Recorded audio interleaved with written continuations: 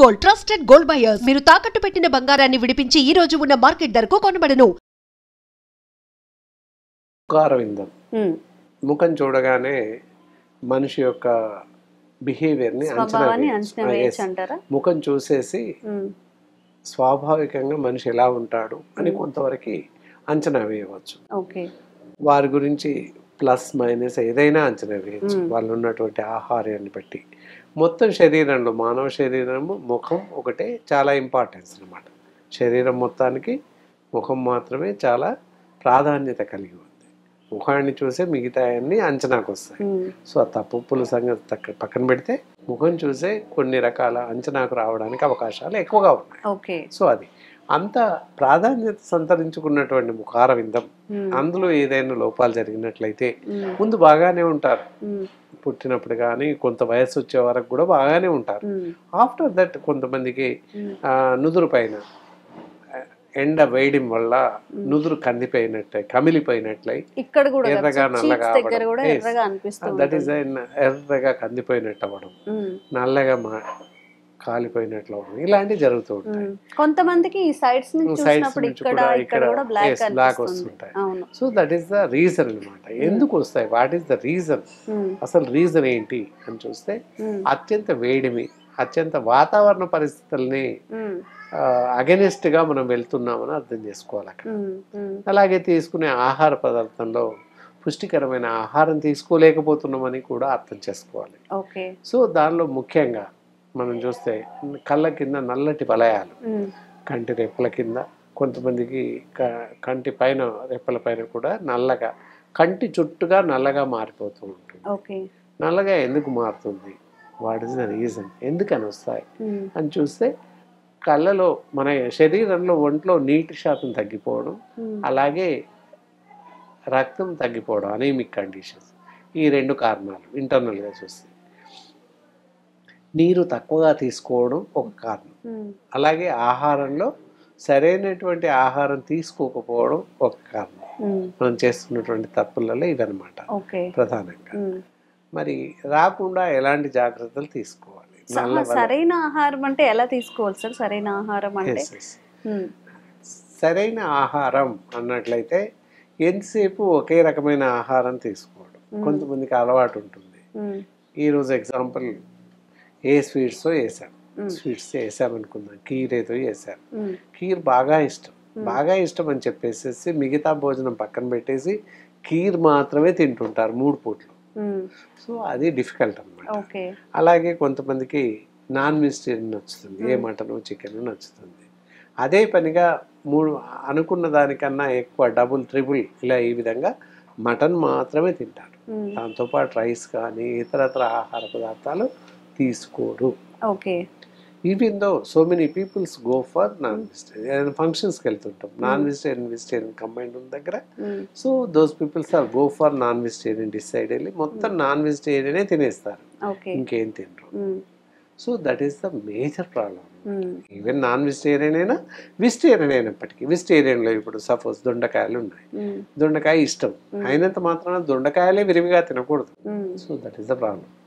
అలాగే టమాటోలు ఉంటాయి, టమాటాలు చాలా ఇష్టం, అలానే టమోటాలు మాత్రమే వారాంతం తినకూడదు, ప్రతిరోజు టమాటాలే తినకూడదు. It's very problem. ఇష్టమైన ఫుడ్ అని చెప్పి ఇప్పుడు బిర్యానీ ఇష్టం అని చెప్పి రోజు బిర్యానీ తినకూడదు.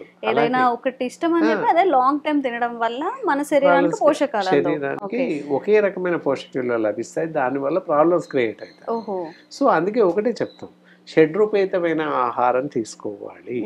అంటే 6 రకాల రుచులు కలిగినటువంటి ఆహారం ప్రతి మనిషి సంతులితంగా తీసుకున్నట్లయితే శరీరంలో ఉన్నటువంటి అన్ని రకాల హార్మోన్స్ అవ్వచ్చు, అన్ని రకాల రసాయనాలు అవ్వచ్చు, సరైన సమయానికి విడుదలవుతాయి. సో దానివల్ల మన శరీరం పట్టుగా ఉండే అవకాశం ఉంటుంది. దానివల్ల స్కిన్ టోన్ అంటే శరీరం చర్మం యొక్క నిగారింపు బాగుంటుంది. అలా అనమాట. నీరు పట్టిన కూరగాయలు తీసుకోవడం, ఇది సోరకాయలు, కీరా దోస, ఇలాంటివి, బూడిది గుమ్మడికాయ, అలాగే రాచగుమ్మడి, ఇవి ఎక్కువ తీసుకోవడం. రాచగుమ్మడి ఎవరు తినరు, బూది గుమ్మడి అసలు ఎవరు తినరు, ఎంతసేపు జిస్టికి కడతారని మాత్రమే తెలుసు. కానీ ఆహారంగా తీసుకోవచ్చు, తీసుకోవాలి కూడా, అది ఎవరికి తెలియదు. కొంతమంది కొన్ని ప్రాంతాల్లో బూడిది గుమ్మడికాయతో వడియాలు చేస్తారు అంతే. కానీ కూర వండుకొని తింటారు చాలా మంది, హల్వా చేసుకొని తింటుంటారు, అది తెలియదు. అలా తినడం వల్ల, లేదా అట్లీస్ట్ బూడిది గుమ్మడికాయ 2 ముక్కలు చేసుకుని జ్యూస్ లాగా చేసుకొని తాగాలి, అది బాగా పనిచేస్తుంది.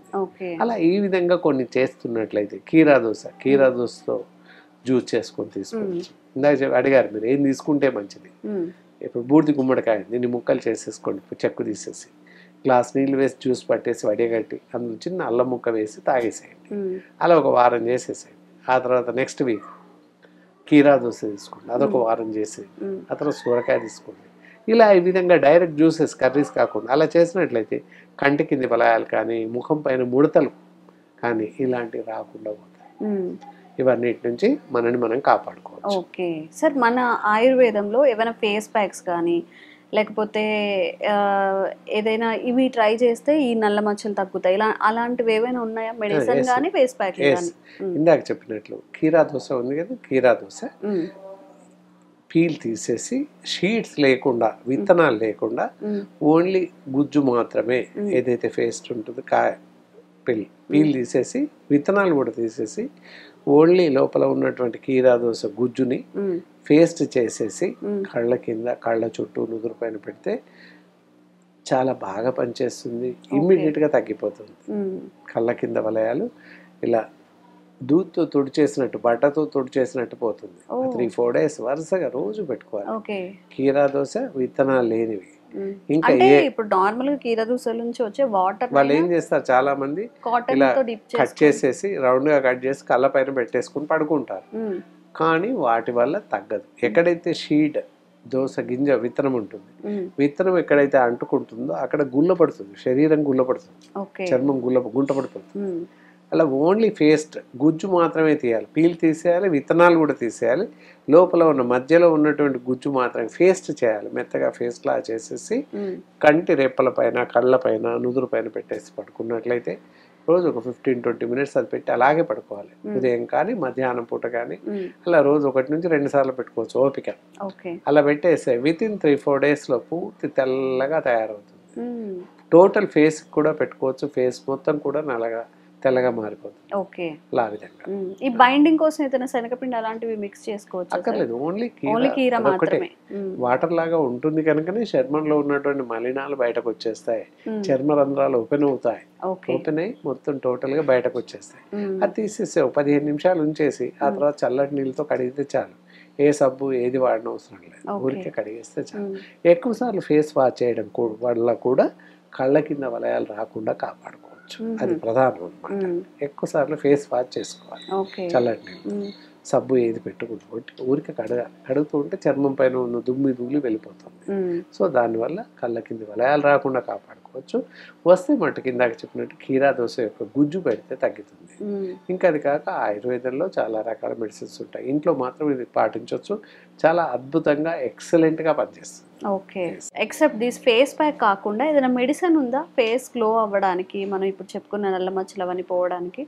ఆయుర్వేదంలో చాలా అద్భుతమైనటువంటి మెడిసిన్స్ ఉన్నాయని చెప్పొచ్చు. ఫేస్ క్లీనింగ్ కోసం స్కిన్ కేర్ పౌడర్ ఉంటుంది, అది మామూలుగా ఫేస్ లా చేసేసి ఫేస్ అంతా పెట్టుకోవచ్చు. అలాగే కళ్ళ కింద వలయాలు తగ్గడానికి కూడా అది పెట్టేసేసుకోవచ్చు.